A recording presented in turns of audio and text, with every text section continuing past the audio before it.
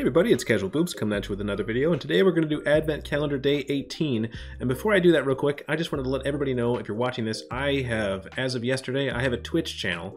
It's twitch.tv/casual_boobs. And here it is. So I'm probably going to be streaming in the evenings. About when you're watching this is about when I'll be playing and streaming and stuff. And so yeah, come hang out and let's play some tanks together. Anyways, okay, so on to the Advent Calendar. For today, it is the Lorraine 40T, the Tier 8 Premium French Medium Tank. It's a medium tank, and it's 9,900 gold. Not a deal, again, just like most of these have been. Do I think this tank is good? Oh my god, yes. Do I think that you should buy this tank?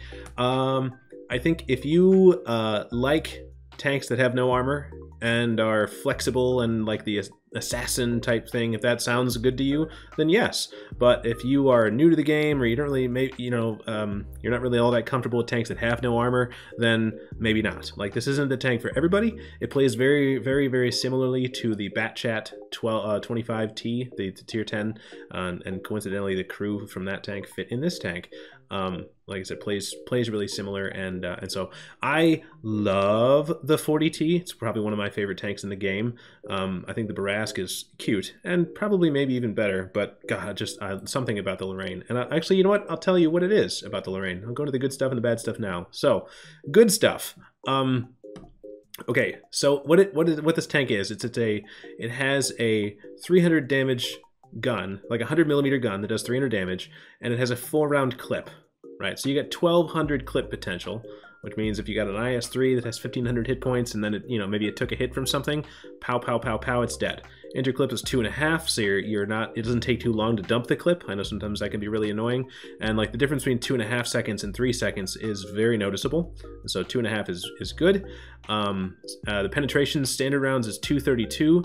And premium is 263. So like, this is pretty typical of French guns. It's good. You don't really need to tap to that much if you don't want to, and so it can make pretty good credits. The speed is great. Top speed is 60. Power to weight is 21. Like, the speed, it's just generally, it's a fast tank. 8 degrees of gun depression. It's very flexible in that way. Ammo capacity is fine. Like, all this stuff is good, right? View range is 380, but like, you can get around that. Like, if you're willing to, if you have a good crew.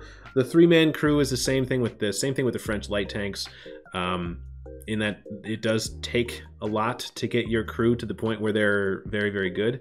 Like, for instance, let's see here. My crew is, from my Batchat, is this.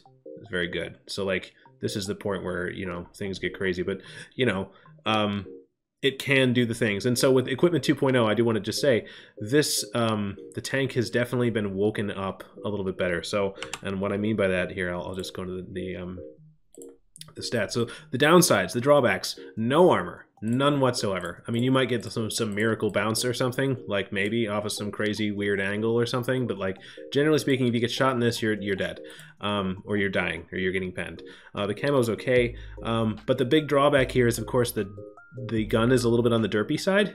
It's hard. I mean, these numbers don't look bad, but these dispersion values are a function of how fast the tank is going. I don't know if you've ever seen that. If you're driving along in a straight line, and then as you're speeding up, the reticle is getting bigger, right? And so that's because all these traverse, like the final dispersion, that doesn't change, right? But the moving dispersion values, these are all a function of how fast you're going, which is why two tanks could have identical dispersion values like this, but if one is a faster tank, the gun is going to feel worse, right? So, and that's kind of what applies here. The stats themselves don't look that bad, but because the tank is quick, the gun feels derpy. So with that in mind, if you do pick up this tank, the equipment that I would recommend is what I've got here. So, vents, V-stab, and an IRM.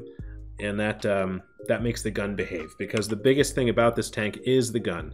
You 100%, you need the gun to behave. You need to land the shots, right? If you miss one shot, now all of a sudden your 1,200 clip potential goes down to 900, and that maybe means that you don't kill the guy that you're trying to kill, and then maybe he kills you instead, because the drum reload is 35 seconds. It's kind of long, so you definitely have to like get in there, dump your clip, and then run away. So that's the DPM is bad because your clip potential is so good.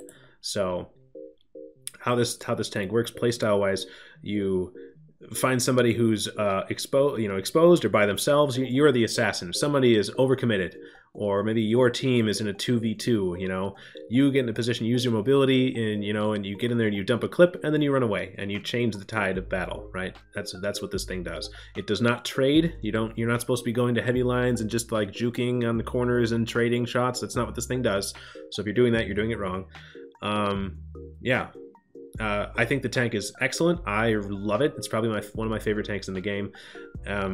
But again, it's not for everybody. So yeah, that's the tank. And yeah, we'll see you tomorrow, guys. Thanks for the video. Thanks for the watches. All right, bye.